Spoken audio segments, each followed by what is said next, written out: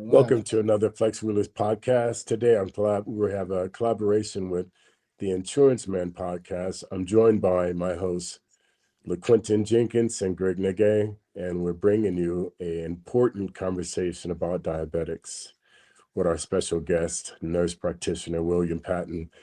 William, could you just give us I know you did offline, but could you give us again just a 30,000 foot view on what you've been doing? So like we talked about, kind of my background was been kind of ground level medicine my entire career.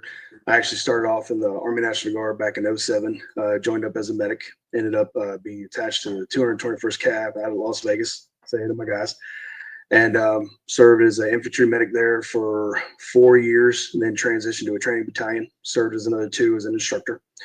After that, I ended up back east where I went through firefighter school, kind of still pursuing that public service lifestyle. Ended up transitioning up here to Athens, Georgia.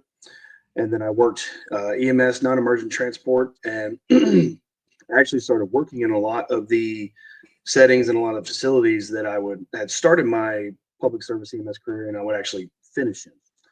So I worked medical transport for about 4 or 5 years, put myself through nursing school, ended up graduating from there in 2015. Then I transitioned into nursing into the critical care environment. I worked in a couple med-surg ICUs and pulmonary ICUs from the period of 2015 to about 2021, right around there. During that time, like we were talking about, we worked pretty much day one to day end through COVID. Alpha, Delta waves, everything we could think of, we managed during that time, just like everybody else did. Last 2 years of that, I put myself through nurse practitioner school, ended up getting my acute care nurse practitioner. And after transitioning from the critical care field, I transitioned into the skilled nursing facility field, where we continue running their internal medicine program today. Wow. Wow. That's incredible, man. So, again, thank you for your unrepairable service to our country, but not only that, just to the day-to-day individuals. I mean, you seem like you need something to do. You seem like a horse that needs a purpose, man. I think if you ask my wife, she told me the same thing. I'm always busy.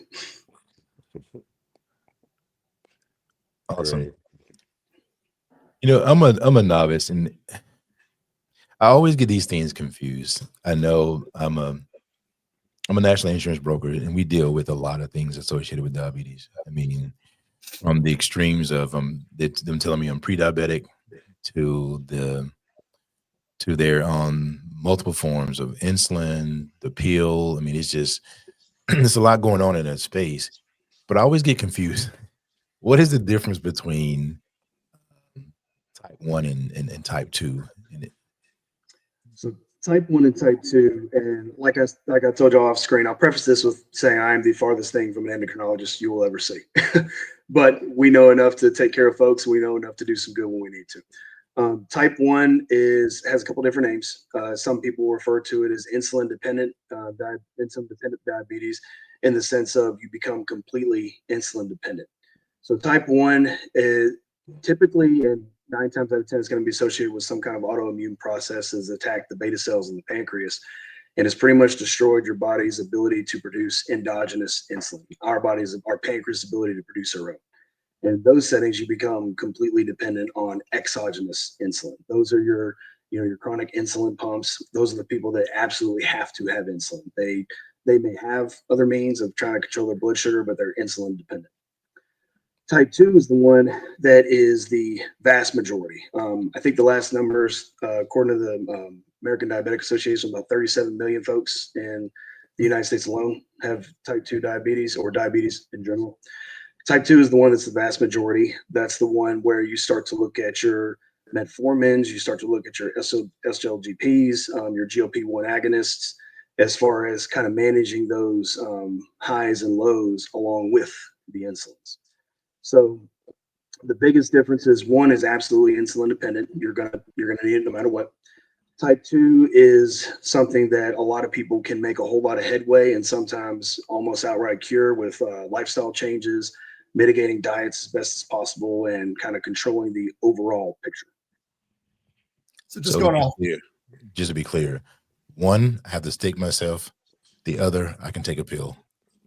Oh, no. You still might have to stick yourself. But you're going to have to. Two, you might be able to mitigate that a little bit. I got it. So just go a little bit more specifically on that one. We know type 1s, which I have a niece who she's on an insulin pump. That's a non-negotiable for her at this point. Type 2, what are the typical treatments there or mitigating things that we could do to control that? A few family members that are type 2 diabetics. Mm-hmm. What is a typical treatment process for those types? So for type 2, you want to treat the symptoms of it. You want to treat the high blood sugar, you want to treat the disease process, but we also very much so need to look at the underlying factor. A lot of times, one of the precipitating factors that you can look at when you're determining whether or not either someone is already type 2 and doesn't know it, or has a high chance of becoming type 2, is that they start to develop something called metabolic syndrome. And what that is there's a lot of information about the actual diagnostic criteria, but I think some of them are multiple fasting blood glucose levels of over 200, I believe. And then I believe in men, waist circumference of 40 inches or greater, and then an elevated triglyceride levels, all those would indicate that you have something called metabolic syndrome.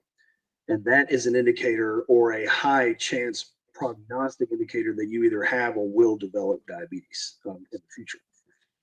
And as far as the type 2 treatments go, a lot of times we trend level called hemoglobin A1C. That's kind of what we check as the baseline. That's kind of the gold standard of where's your diabetes at now. Now, it's not something that is like checking your blood sugar where you check it every single day. This is a end goal long-term coverage. This is something that your NP or your physician will check, at your 3-month checkup just to see, okay, I started you on, this medication for this much, for this long. Let's see where we're at. And that's where they look at, okay, if your hemoglobin A1C went down, or conversely, if it ended up still going up, we know that either 1, something's working good, keep it up, or 2, something's up, we need to try another approach. And just like type 1, type 2 can very successfully make use of your fast-acting insulins, your short-acting insulins, and then your long-terms like your basal insulins that can help kind of control those long-term blood glucose levels and help mobilize that insulin to actually get that sugar where it needs to go, so it doesn't sit there and circulate in the bloodstream, which is going to cause the long-term issues. Wow. You know what, William? So for somebody who's brand new to this subject, what is diabetes? So diabetes, you have 2 people fighting in diabetes. You have insulin, you have blood sugar. Both of them play a very important role, and both of them need to be used accordingly. So in diabetes, there's a problem with, what's a good way to break it down? There's a problem with the transmission system. So what insulin does is help mobilize the blood sugar that is in our bloodstream and get it where it needs to go.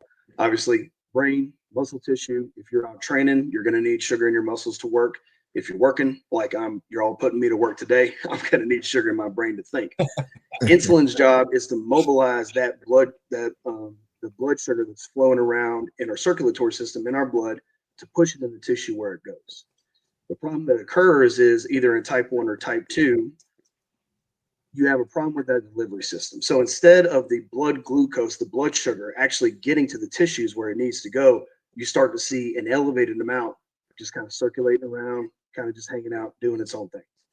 And that's where it really becomes a problem, because the issue becomes is since it's not getting into the tissues and it's just kind of hanging out in the bloodstream, then you start to worry about that glucose kind of lobbing onto areas like your kidneys, like your leading to chronic kidney disease, like your veins and your arteries that can lead to peripheral vascular disease, and so on and so forth. So that's the biggest thing. You got insulin, blood sugar.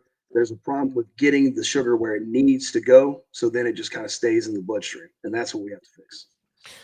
So one way, if your mind can get you to lean forward just a little bit, so we have a little bit of connection.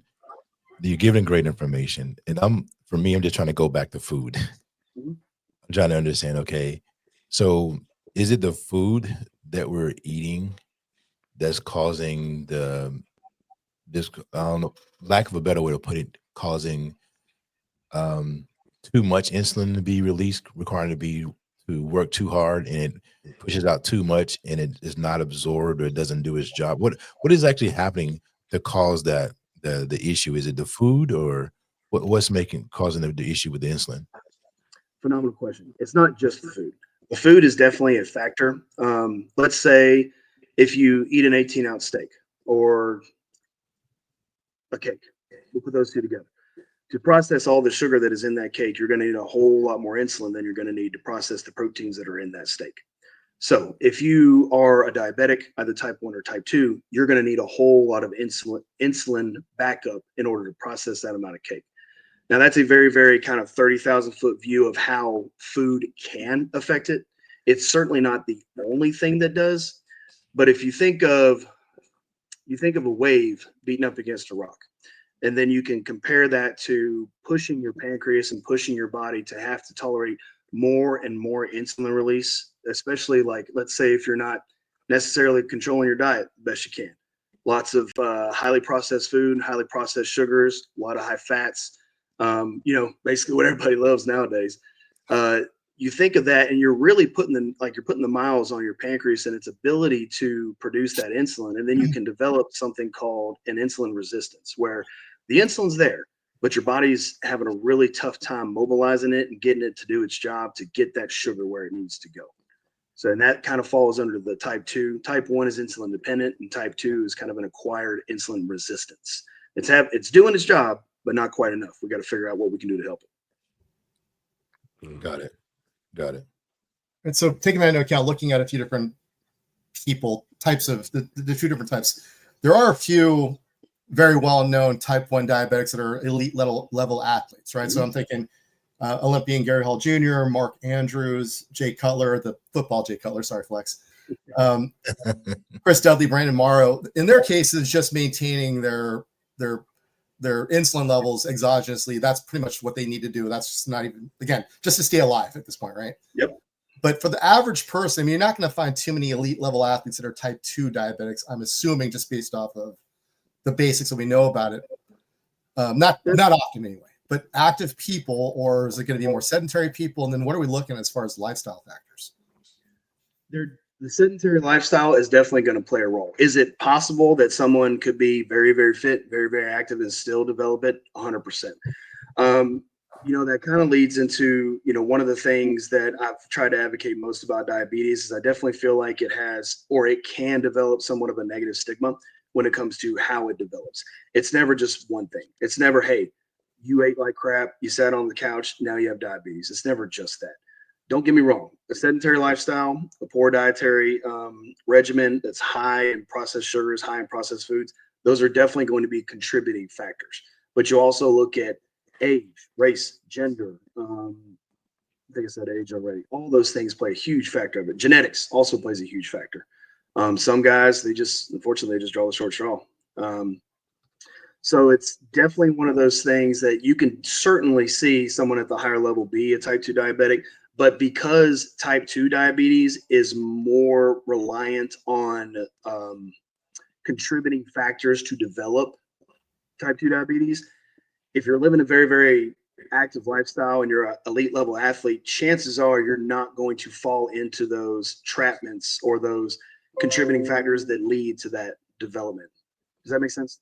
Absolutely. Good. So can you walk us through what happens in the body, what actually happens in the body when somebody's a diabetic? So, go ahead. No, go ahead. So like I was saying, what's actually happening in the body is you're eating just like you're supposed to, doing everything you're supposed to, and the blood sugars levels rise in your blood, like they all do anytime we eat. Now, in a normal intact pancreas, somebody that's non-diabetic, the pancreas, the beta cells are going to release enough insulin to push those sugars that are now in your blood from eating to the tissues where they need to go, and that's going to drop your blood glucose, your blood sugar levels. Now, in diabetes, either whether type 1 or type 2, what happens is you eat just like everyone else does, your blood sugar rises, but your pancreas either completely doesn't have beta cells, type 1, or has beta cells, but has developed an insulin resistance, type 2. So now they don't have those delivery mechanisms to push that blood glucose into the tissues. So instead of actually getting the energy and getting all the tissue instead of the tissue getting the blood sugar it needs, It just stays in the bloodstream.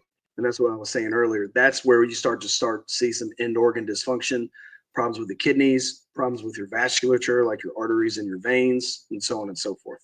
It just doesn't get where it needs to go is the biggest problem. You know, when we talk about high blood pressure, they talk about the way your body may feel in terms of being lightheaded and things of that nature. Is there a certain feeling that one can begin to experience as indicating that they are what they use called pre-diabetic? And for those who can be pre anything, if they issue you a medication, as far as insurance is concerned, you are that. You're right. You are that. So there's no such thing as a pre. They give you medication, you are. So is there anything that's going on in the body that that causes a certain feeling to say that, hey, you may be like a warning sign? Yeah, warning sign that you may be a diabetic. Because one of the issues we have in many of the minority communities is that don't go to the doctor. You know, I was at a symposium a few years ago, and it said that 80% of the African American men walking around on Earth are have high blood pressure, and he said probably the other 20% just don't haven't gotten a diagnosis. Want to admit it. So, you know, is there something that I should be aware of, maybe feeling in my body, to indicate I might have be a diabetic? Phenomenal question. So for diabetes, there's kind of a golden rule that we use, especially in the outpatient setting where you're not like getting blood work done every day like you do in the hospital. You look for the 3 P's. You look for polyphagia, polydipsia, and polyuria. Okay, the first one is I'm in the 5th grade. I'm in the 5th grade. So polydipsia. I'm drinking too much. I'm trying to think of a palatable way to display the pathophys behind polydipsia. Long story short, when your blood sugar rises for a long time, glucose in the bloodstream is a very, very large molecule, kind of like a protein. Now, wherever those molecules go, they create a gradient. With a gradient flows water. Just like creating a gradient downhill, water is going to flow with it. What will happen is after a long time of actually having elevated blood glucose, because just like you're saying, you're just kind of doing your own thing. You don't even realize it yet. What can happen is it can cause a little damage to the kidneys and cause it to leak some protein and to leak some glucose in your urine. And like I was just saying, wherever that glucose is going, water is going to follow. And a lot of folks will find themselves urinating all the time. So that's very interesting, because being, you know, I've dealt with every kind of condition you can relate to. I've had to deal with, and the insurance, because at the end of the day, the doctors can't do you any good if you can't pay for it, right? And one of the things I often have heard, and you mentioned that, is too much protein in the, I think you said in the kidney, or too much protein in the urine. Protein leaking into the urine. Yep. So I've heard this mentioned many times before. So what test is being done to determine that? And is that an issue? And is it a kidney issue in conjunction with it being a diabetic issue, or the diabetic issue causing the kidney issue? Good question. Like, what came first, chicken or egg? It can be, for sure. So elevated blood glucose levels, just like elevated blood pressure levels, can absolutely affect the kidneys. Typically, you'll see one of those occur and actually cause the kidney damage. The good news is, more times than not, as long as it's still relatively early and your kidneys haven't suffered a massive insult or anything like that, it is pretty reversible. So what they look for is, like I was saying, the polyuria, the peeing all the time. Since you're urinating all the time, you're actually increasing your thirst drive because you're dehydrating yourself from the elevated blood glucose levels. Then you're drinking all the time. So now you're drinking all the time, you're urinating all the time.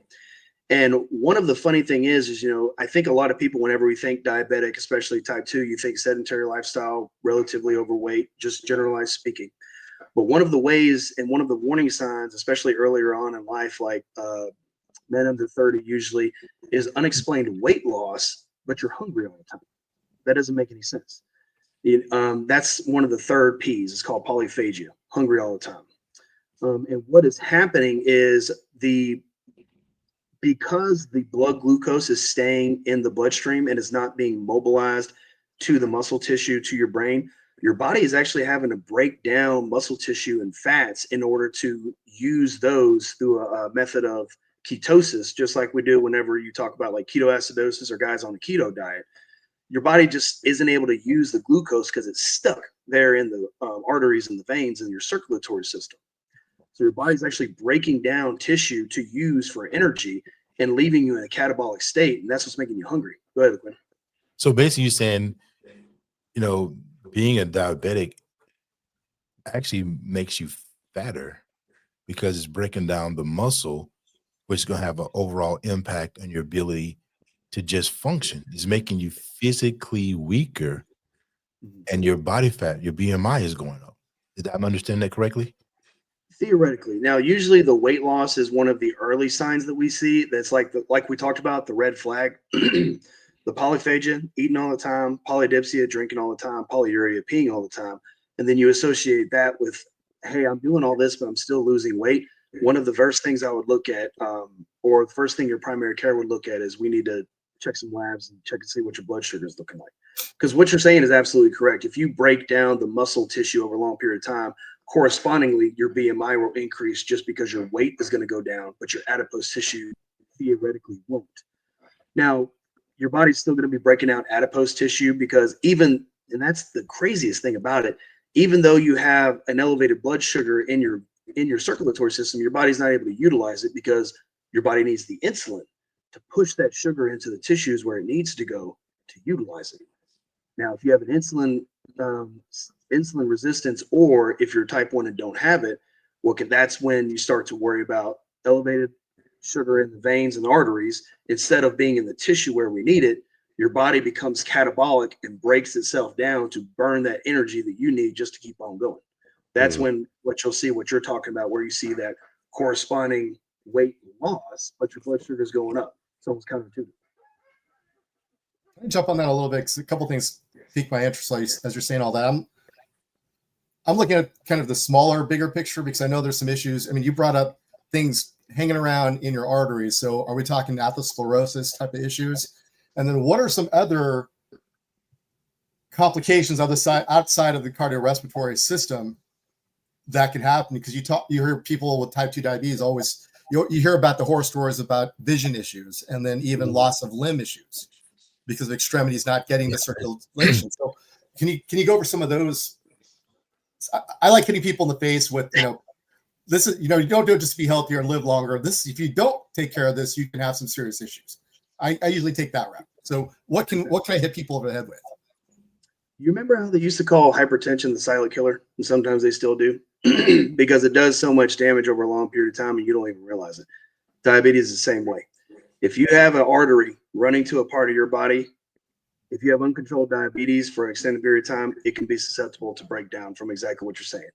And if you're alive and your fingers and everything, toes and all working, they're getting blood flow, which means they're getting blood flow with high sugar in it. Anywhere that has an artery is subjected to arteriosclerosis, just like you said. Now, like what you were saying, when we think of arteriosclerosis in the cardiovascular system, you think of coronary artery disease, pulmonary artery disease in the pulmonary system. I can't think of, anyway, sorry, I lost track.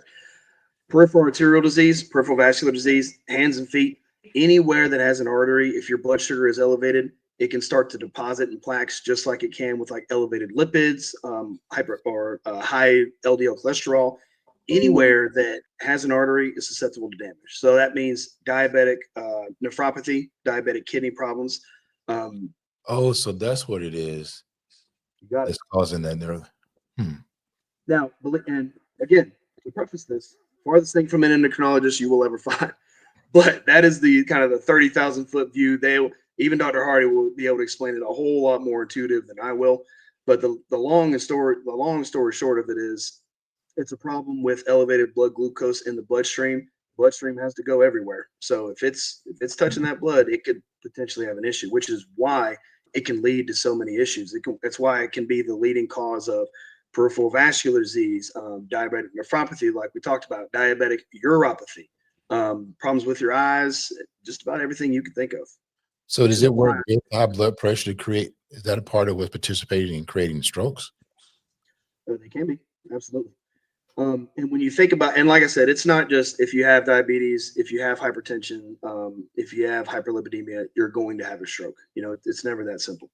But those are all contributing factors. If I see somebody come in with those three, one of the first things I'm going to look at is, okay, what are we doing to make sure you don't? Especially when it comes to stuff like diabetes, hypercholesterol, what you look at is arteriosclerosis, just like Mr. Greg was referring, you know, or stenosis of the arteries and the veins where they get kind of tough. They don't have the elasticity that they used to. And then as plaque can start to build up from elevated lipids, from highly processed foods, elevated blood sugars over a long period of time, it narrows down that amount of room that you have in those arteries, makes it a whole lot easier to clot off. And then you got a problem. That's where you get your strokes, heart attacks, so on and so forth. So it sounds like there's a number of different ways that you can have this problem, you know, through eating, through just your genetic background, all that. What are some of the common medications that's prescribed for being a diabetic? So probably the most common is insulin, and it's not the first line for type 2. Usually type 2 is you'll look at like your metformins. They're pretty tried and true, pretty safe. Usually we see a relatively good response to this, especially if you catch it early on. But insulin is one that you're going to see in any and all types of diabetics, no matter what it is, 1, 1.5, 2, whatever you can see, you're going to see insulin. Because if we remember, diabetes inherently is an issue with that insulin or insulin sensitivity. Either you don't have it or you don't have enough of it. So you'll see a lot of like you're referencing. I think you said niece with an insulin pump. Is that right? That was me. Yeah. Yeah. Mr. Greg was referencing his niece with an insulin pump. That's because she's type 1. She's always going to need insulin. Type 2 diabetics can also make use of insulin. Typically, we'll look at your stuff like your metformins, like your SGL2 inhibitors first. Those are a little cheaper, a little easier. And at the end of the day, it is easier to take a pill than have a pump on or have to do injectable insulin. Very, very case dependent, depending on what is going on and what all needs to be addressed at that particular point in time. Because another thing I would look at is if I have a new patient that I'm managing for diabetes, what are their other comorbidities? Are they relatively healthy, so to speak? No really other issues? Or is this person a diabetic? Do they also have kidney disease, peripheral vascular disease, or heart disease, like coronary artery disease? Or do they have all three of those with diabetes? And those are the ones that you're looking at trying some of these other modalities, trying some of these other treatment regimens that not only can help with the overall blood glucose control, but can actually sometimes mitigate the negative factors of the other diseases as well. Got it. So when I Googled, so I remember when I first started dealing with about 10 to 15 years ago, never heard of anything about a GLP-1 and the types of medication that were being given. There was like several different medications given for diabetes. It's not necessarily the case now. So I noticed when I Googled this time, the first thing that came up was GLP-1 medications. Can you kind of share with a little bit about what they are and how they work? So your GLP-1s or GLP-1 agonists are your stuff like Ozempic is probably the most famous one at this point, well known. Don't do good with an endocrinologist, but I'll do what I can. So it mimics a natural hormone in our body that kind of addresses three separate key issues that can all lead to diabetes. So if you address them, hopefully it can all help them. So one of the first one is it mimics a hormone in the pancreas that can actually release the insulin when it's needed. And that can help the overall control over the long term, kind of like we look at our long-acting insulins. It also, and forgive me, the dumbed down version is it releases a hormone that triggers some of the receptors in our brain that makes us, or in our stomach and our brain, that makes us feel full, feel satiated longer. So a lot of the people, one of the bigger things that you see with Ozempic is you see weight loss. And a lot of times you'll see some relatively aggressive weight loss. And it's not done in a vacuum. It's not like they're taking a shot and it's burning off the fat. What it's doing is it's activating hormone receptors that are already there artificially, which absolutely can be helpful. And the last thing it does is it slows the gastric motility that basically allows the food to stay in your digestive system longer, which will also kind of, pseudo give you a fuller feeling for longer. So really the best things that, from what I can tell, I'm by far not a GLP-1 expert by any means, but from all the research that I've done and from everything that I've been instructed by my physicians and been educated on, is it attacks those three separate things, all of which can help with the overall prognosis of diabetes. So it seems to be working out relatively well. Now, I want to say a warning, but an awareness notification now. So one of the things we often see in the insurance industry is that everything happens through the PCP, right? One of the things we want to encourage from what we've seen in the last 15 years is that you want to have a great PCP that's communicating with you well, ordering the initial tests and exams and so on and so forth. But you have to couple that with a specialist, like an endocrinologist, right? So make sure that as you go through these various conditions we've talked about last week was high blood pressure. This week is diabetes from a low level, and then we'll talk about heart and chronic pain and some things in the future. But make sure that you don't get stuck at the PCP. The PCP is very, very important. The internal medicine is very, very important. But they would tell you themselves. Correct me if I'm wrong. That's more of a generalist, right? Internal medicine, generalist, all those are kind of general terms for the same thing. It's basically a lot about a whole lot, but whenever you start to see a disease process start to progress, whether it's heart, lungs, kidneys, it's kind of like, oh, I got a guy for that. Let's go see him. Right. And that's what I want to emphasize to people. You must do that. You must do that. 'Cause I see so many times in some of the urban areas, they only go to the PCP. They never venture out to get that expert. It's like, for example, when I think of bodybuilding and think of symmetry, I think of flex. All right. Yeah. So you think of that, who do you want to go to? I may have a general person at the gym, which Greg has let us know is probably not the best trainers to go sign up at to see. But he's an expert on symmetry, and man, I say symmetry and I say adversity because he's had a tremendous amount of that in his life. So just make sure you're going to see the specialist when it comes to these type of things. I know Greg wanted to ask you something about the and Flex as well, about the play of the testosterone and the impact it could have on our overall well-being, and does it directly, indirectly. I'll let Greg and Flex talk about that. They're much more. First up, I want to counter one thing that Will has said so far, that we'd be doing better with an endocrinologist. I think we're doing absolutely fabulous with you on board. So I'm related to too many physicians. I know how they think, and they think that they speak. They're gonna give you 2 minutes. They're a little bit. They think they're one step below deities. So, and they speak over everyone's head. You're making everything very clear, very concise, and understandable at the same time. So I think we hit a home run with you versus getting an endocrinologist on. So I will just put that out there. Don't stop. Get Greg off here. Yeah. I agree. But yeah, before Greg carries on, one thing I wanted to say about that: don't wait around in your PCP. The biggest thing that I would advocate for people nowadays is how information is now open up to everyone. Do your research, 100%. There's a couple places, the American Diabetic Association, the CDC has a National Diabetes Prevention Program. Like, those are some programs that, you don't have to wait around for your PCP to do this. Start pulling those strings early. Like, if the first sign that you think something may be going on, do your research. Any solid PCP is going to hear you out when you say, hey, this is what I'm looking at. And, there's no downside to it. So sorry to cut you off. I just wanted to piggyback on what you were saying. Like what you're saying about the PCPs, they're good at what they do, but we got these other specialty groups for a reason. Do your research, get out there, and if you're in the gym every day attacking the weights, go attack your disease the same way. Greg, before we start on the testosterone, I just want to kind of ask a question for you, LaQuentin, and for you, Mr. Patton. So LaQuentin, you were saying that a lot of people stop at their PCP, and that's so. Is that more so the person not being their own advocate, or is that something that the PCP should be recommending that they go to? Because a lot of people, I mean, That's a loaded like, question.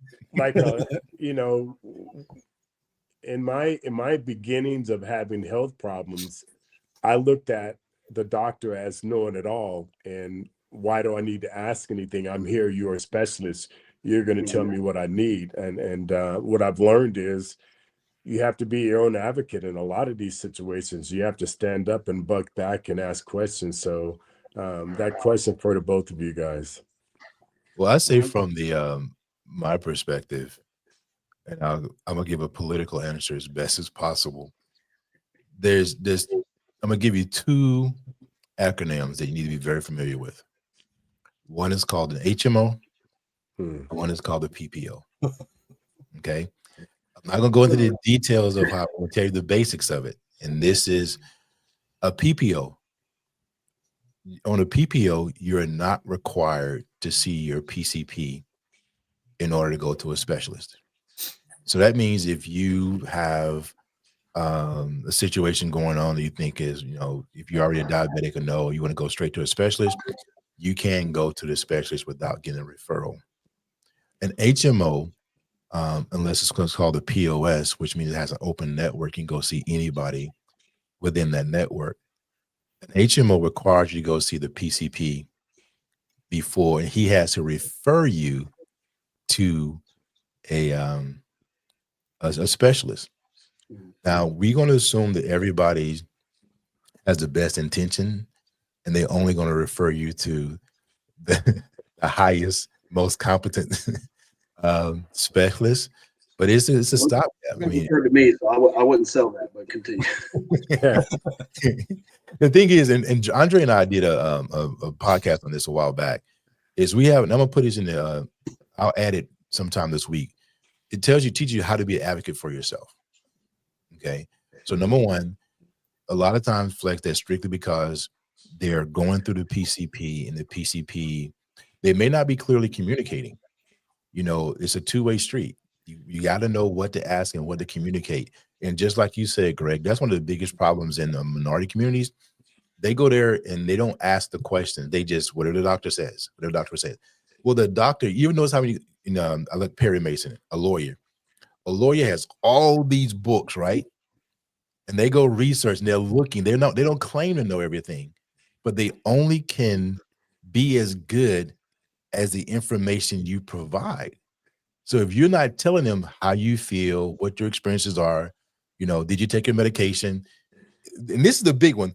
If you have medication, this is probably with any physician, correct me if I'm wrong, William, any physician would tell you the number one issue is patients do not take their medication as prescribed, but they give them feedback as though they are.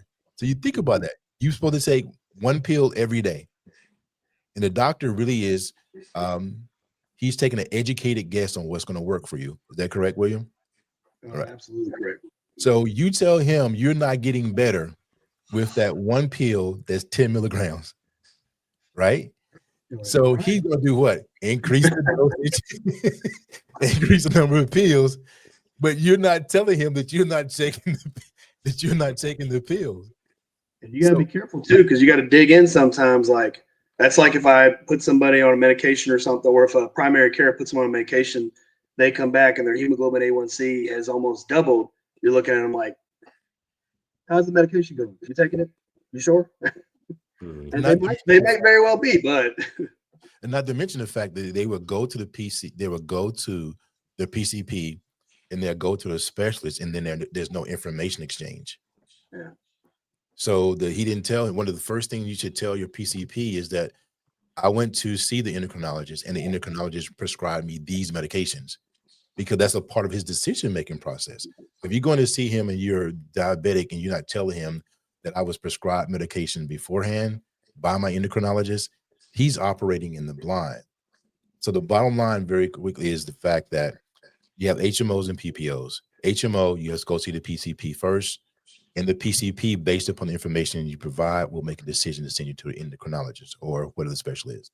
If you don't share that information accurately, then he doesn't necessarily deem to do that. A PPO, you can go wherever you want to go that accepts your your form of insurance, whether it be Medicare or commercial or another form of insurance. All right, I want to great. jump in there real quick and say one thing that, in my personal opinion, the life's blood of the medical community is nurses. So speaking to them, and I mean, just throw it out there, William, and you're a nurse practitioner, and I don't think people understand that that's how that relates to, let's say, a registered nurse. So maybe if you could say the difference, because you've gone through an extra level of licensing and education to go to be a nurse practitioner, correct? Yes, sir. So, I mean, if you could tell the difference there, I mean, you could prescribe medication, I believe. Yes. So the biggest difference there is nurse practitioners. It's either a master's or doctorate program. Of course, I don't have time to do the doctorate, so I got the master's. But that's all. So that is what is required to sit for your national certification boards to become a nurse practitioner, which is what you would classify as an independent provider. So, you have your physicians. They're going to be the gold standard. The nurse practitioners work collaboratively with the physicians on patient care. The biggest difference that we have, like a lot of times they're related to akin to PAs, physician's assistants. The biggest difference we have is we develop our own healthcare plans. If I go in and see 30 patients, like I just got done rounding a little bit ago, I still have the chart actually. If I saw 32 patients today, those are my patients. I'm looking up all the labs myself, checking all the medications, making medication regimen changes as needed. The biggest delineating factor is our supervising physician is always got to be available for consult. And like Dr. Hardy is my supervising physician, along with Dr. Waters. She's awesome. And what they do is, if you have a good rapport with your physician, if you've proven that even if I don't know the answer, I will go find the answer. I think that is the hallmark of a good provider, is like LaQuentin was referencing. They're not going to pretend to know, but they're going to go do the due diligence and go find out. That's going to be your hallmark is what's going to make a stellar provider. So nurse practitioners, we develop our own programs. We prescribe our own medications. A lot of these diabetic medications I've prescribed myself. I've had to do the research on them. Like a good example is your SGLT2s. They can help a lot with heart failure. So one of the first things that I'll do if I see someone come in that's especially a diabetic and a heart failure with reduced EF patient is put on SGLT2, as long as they don't have any problems or have any contraindications to it. And I'm just using that as an example. That's how I practice medicine. And at the end of the day, it's 100% what it sounds like. It's practice. There's going to be some things you get wrong. Another interesting thing, like I see a lot of patients come in on high doses of metformin that was good for them when they were out and about in the regular world. But let's say you just had a bad bout of pneumonia, or let's say you had a huge hip fracture or a femur fracture. Now you're laying in the bed, you're not near as active. That high dose metformin that was doing a great job at controlling your blood sugar, now it's too much. You're not eating as much because it's not your food. You're not getting out of bed as much because, the broken hip really kind of inhibits that sometimes. Right. And there's plenty of times that I have to start chopping into those medications, at least for the short term, to make sure it doesn't bottom your sugar out. So that's the biggest delineating factor. We definitely are still at the bedside. I work hand in hand with nurses every day, and I'm a little partial to them for sure. Like, world wouldn't run without them. I've worked with a whole lot of physicians, and I've nothing but good things to say about them. And I've worked with a whole lot of nurses in the same way. Well, actually, now I'm changing the subject I wanted to go on to, because you mentioned something. Metformin is making its way into the fitness world very heavily, especially on the anti-aging TRT side of things in those clinics. But even on the black market, and I don't know, Flex, if you've seen this, but there's I'm just kidding. I'm saying what's the black market effect in sports? Give me a break. Can you go over what metformin is, how the mechanism behind it, what it's supposed to be used for?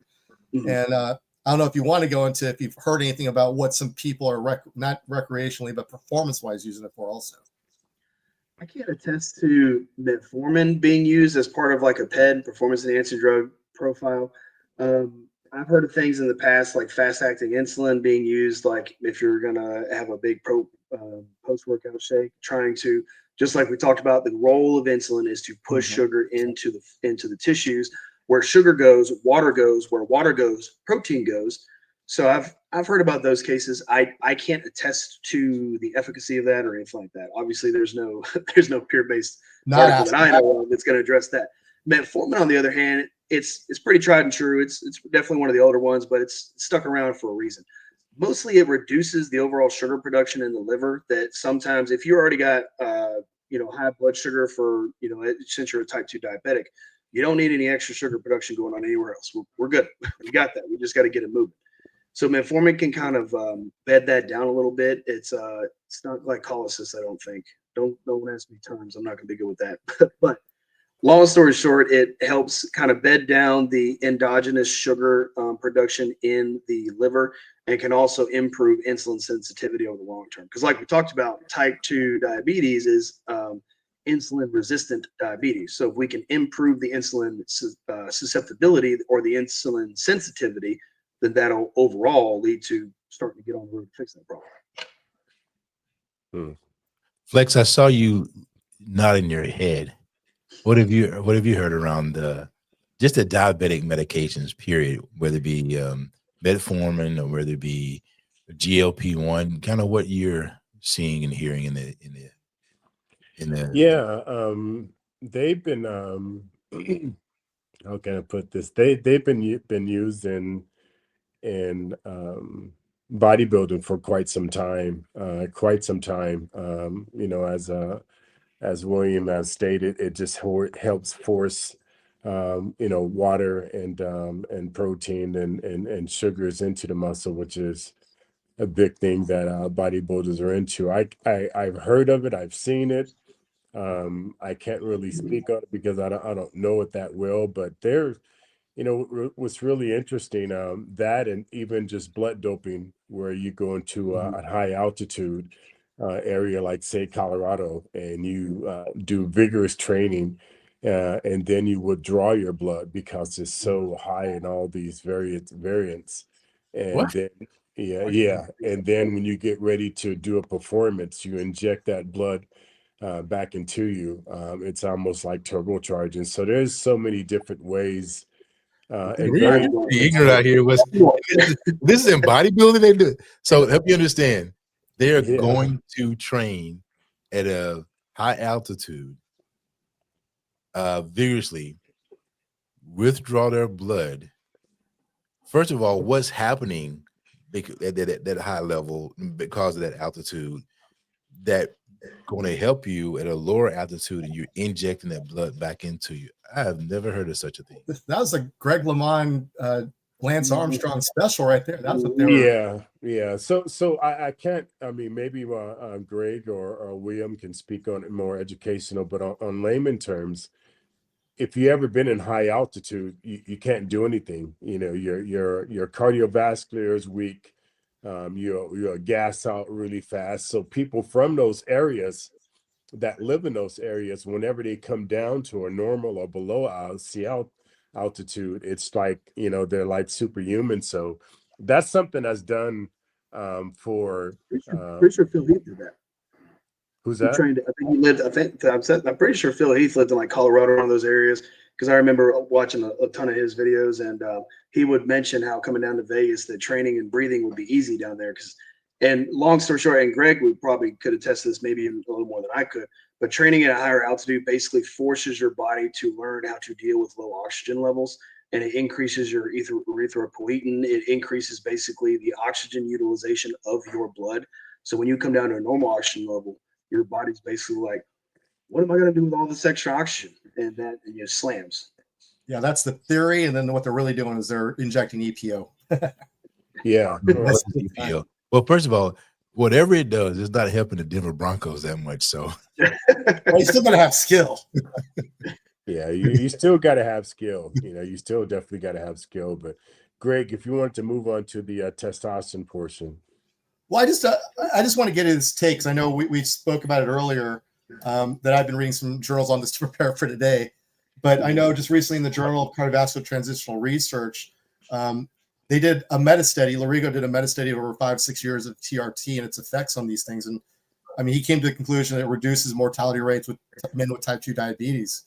So I don't know if that could be the next step into going into things, because he took, is this a chicken or egg approach? Did they develop type 2 diabetes? Because we can't really call it adult onset anymore, because we're getting kids in their teens or preteens that are getting diagnosed with type 2 diabetes. But he found it reduced mortality rates over a 5-year span that he saw.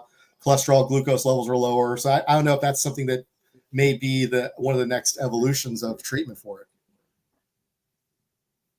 I wouldn't be surprised. I mean, it makes sense. If I were to see someone that was on TRT and had a drop in fasting blood glucose, cholesterol, my thought process would be probably they gained more muscle and probably lost some fat, if I had to guess. And this might be a gross oversimplification. Obviously, I'm nowhere near the researcher level for a reason. I don't have time to do research. You don't have so much time. That's my knee-jerk reaction. Like, of course, if like we talked, circle back around, what was one of the number one predictors of diabetes was metabolic syndrome.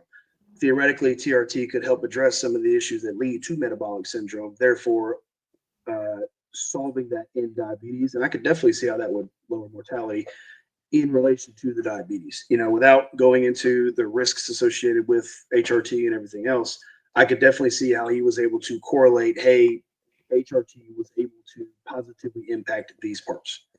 Right. I mean, just to clarify, not say already, you not say causation or anything along those lines, just correlation of. Absolutely. What are some of the biggest myths about diabetics that you wish people would stop believing? Oh, good question. Probably that it's their fault. I definitely think that, sure, people sometimes make some decisions that can lead to worsening disease processes, whether it be hyperlipidemia, whether it be diabetes. But like I was mentioning earlier, I don't like the fact that it has such a negative connotation on it, in the sense of, hey, you did something wrong, you didn't take care of yourself, now you're diabetic. That's way too cut and dry. There's so many more things that can predispose someone. You and me and Greg could be all sitting in the same room doing the exact same thing, and I might develop diabetes. Greg might, you might, just because of your heritage, because of genetics, because of family history, because of how we ate 10 years ago. So I think if maybe we were able to kind of dispel that negative kind of connotation to it, and I think they're getting better. I do think it's getting better. But I think if we just put that away, like, it doesn't matter what happened. And if a patient comes to me, no matter what's going on, it doesn't matter what happened. Whether or not you did something you shouldn't have, whether or not it's your fault, their fault, your folks' fault for the bad genes, none of that matters. All that matters is, hey, this is what we got going on. Let's fix it. Well, if you can jump in that. Oh, sorry. So do you feel that a lot of your patients actually are carrying a weight of embarrassment, or because, like, in my ignorance, right, my lack of knowledge, what I see a biggest myth is just you're just a couch potato and you just been eating garbage all your life. Where now I fully understand it can be just a genetic predisposition, or just from your family tree. Maybe it didn't hit that lineage, but it hit the next. So do you see a lot of the patients come in feeling kind of depressed, or feeling like it's something that they did? Not in direct relation to the diabetes, but I do see on rare occasions. There's been a couple times that I might have somebody come in and they went through the hospital, went through all the work, and they planned on doing a diabetic workup, but one thing led to another, nothing happened. They come to me, I kind of complete that cycle, and they have a hemoglobin A1C of 7.2, which would, now you're diabetic. And then I come to them and tell them, and for me, like I said, I'm trying to remove the stigma, so it really isn't a life-changing conversation for me. And then I see somebody get really upset about it, and that one kind of surprised me. It takes a lot to surprise me. And I kind of explained to him, I was like, hey, this isn't a death sentence. This is just something that happens. Here's what I think we need to do. Here's what we can do to keep it under control. It was kind of a wake-up call for me, actually. I don't think I necessarily ever gave it that much thought, really, because it was so prevalent in our patient population. Probably easily 6 to 7 out of 10 I see will either be pre-diabetic or diabetic, or have some kind of diabetic management ongoing. Just because it's very, very easy to develop that whenever there's chronic illness involved as well. And remember, my patient population are going to be some of the sickest, coming straight out of the hospital, coming right to me. So that's why I would see a disproportionately large amount on some kind of diabetic regimen. But I never really got the chance to see that except a handful of times.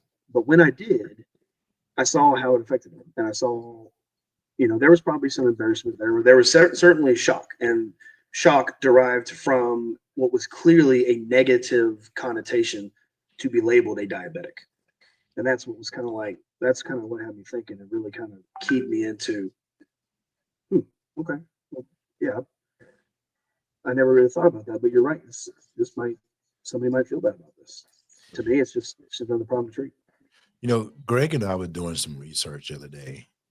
Believe it or not, guys, we do research our topics Clearly, yeah. along with our life experiences. And my question is around to whatever is considered to be normal. Is it possible for someone that's a diabetic to live what we call a normal life? Because as he and I were going through the process, it said that, depending on his type 1 to type 2, I mean, you can be cutting in 10 to 13 years off of your life. On the type 1, I think it said it was 4 to 13 years, can cause a difference in lifespan.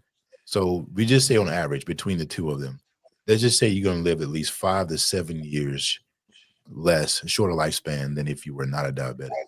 So is it possible, or are there things going on in your body that says if you're a diabetic, these things are not going to function well over a period of time and your life is going to be shorter because they're going to wear out?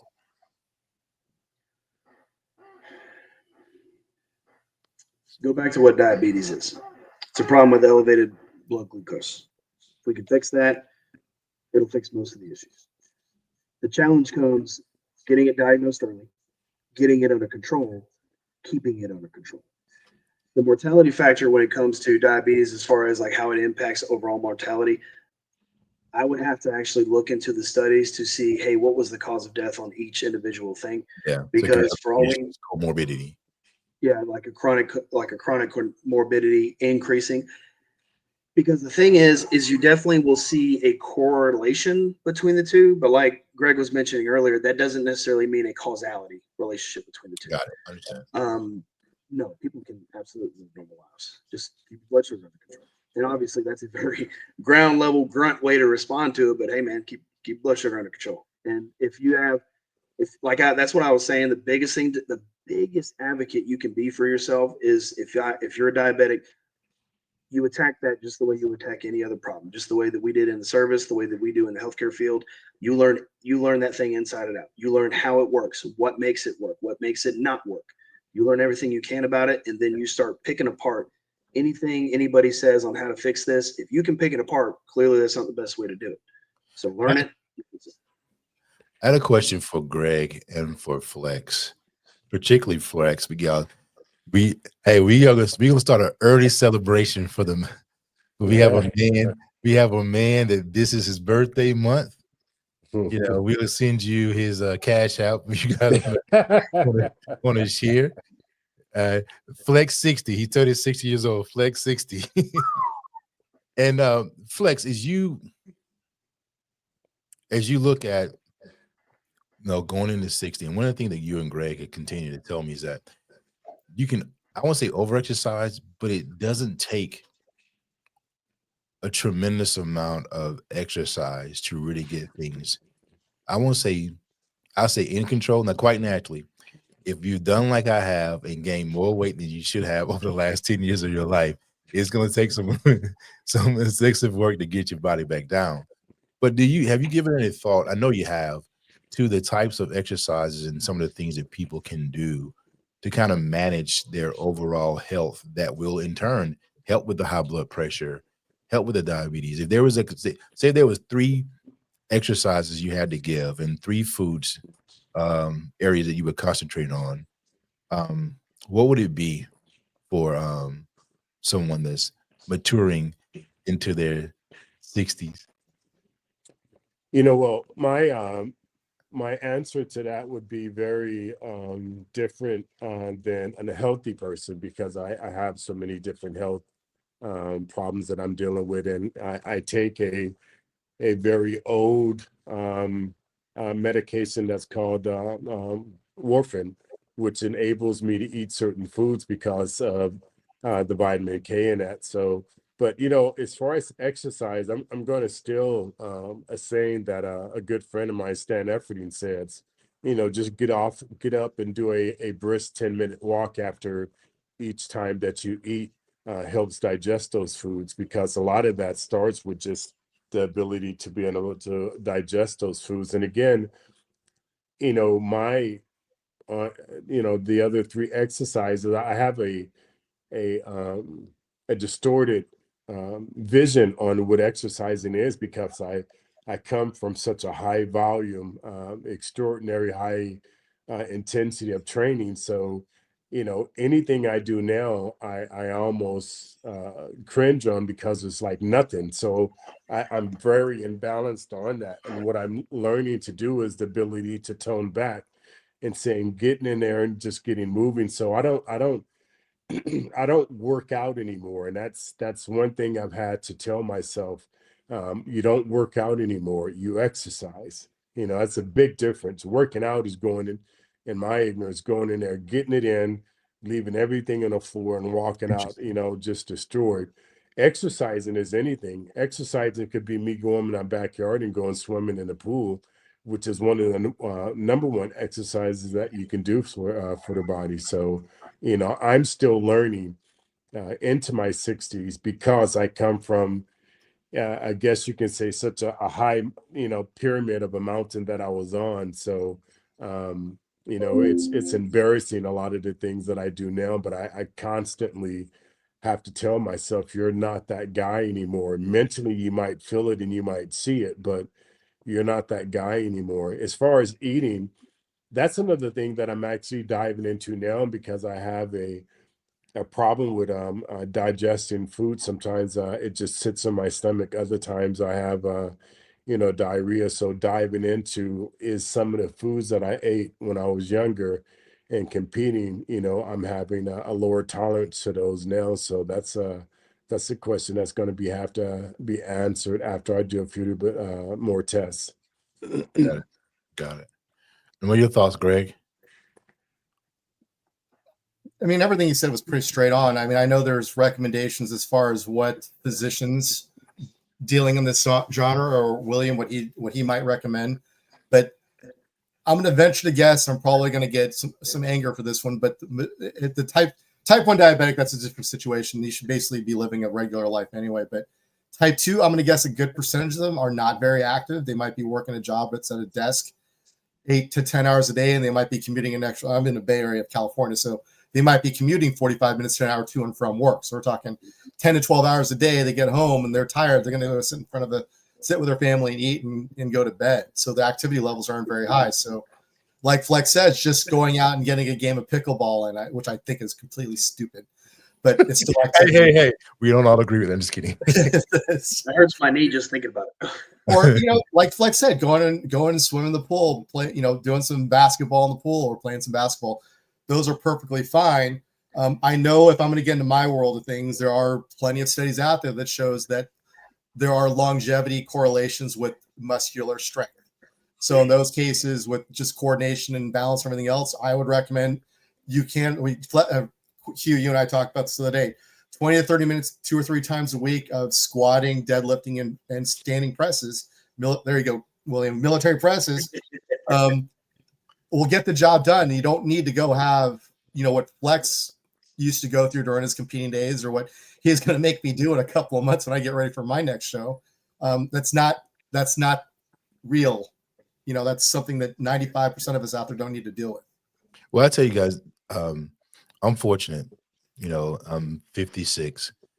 I don't have any physical ailments I'm aware of. Mentally, I might be slightly tilted to the left. I don't know. But I tell you guys, all of you guys out there that are in your late 40s, 50s, and going into your 60s, one of the things that Flex has done for me and Greg has done for me is helping me understand that my foundation is everything, and that's my legs. I mean, my first workout with him was my legs, and if I don't get anything in a week, I'm gonna get my legs. I may miss something else, but I'm not gonna get my legs. And check it out. Sometimes that means I can't. Last week I worked 3 16-hour days, but you know what I did? I literally was in my office doing bodyweight squats, and then you take and you come down to the point to where you leaning up against the wall and just holding that position up against the wall where your legs are parallel to the floor, them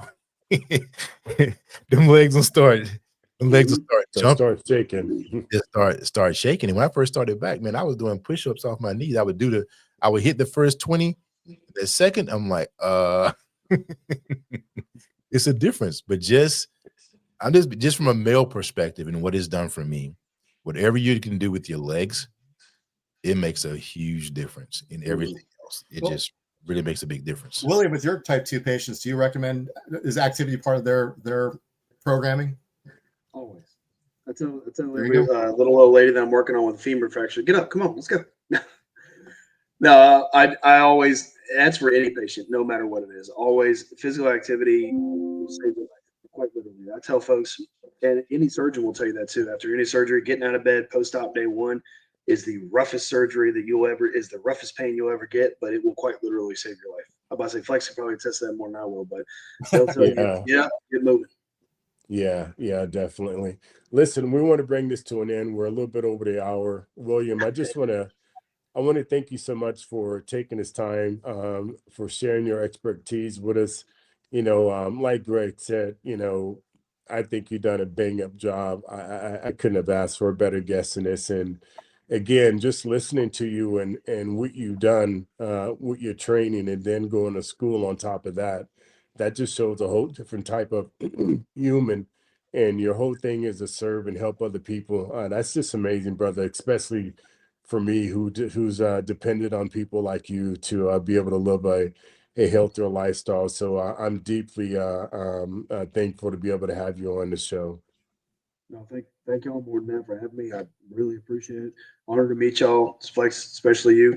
I mean, like I said, I've been following you longer than you will ever have known me. I know, LaQuentin. No, hey, you go compete against Dorian and Ronnie, and then you can be over there. That's all about it. Oh, I have no desire. I call those are gladiators. I'm not a gladiator. I know. There was a time that I wanted to be a bodybuilder, but I was like, well, strong man, I can eat when I want and be strong. So I think that might be my more wheelhouse. Good choice.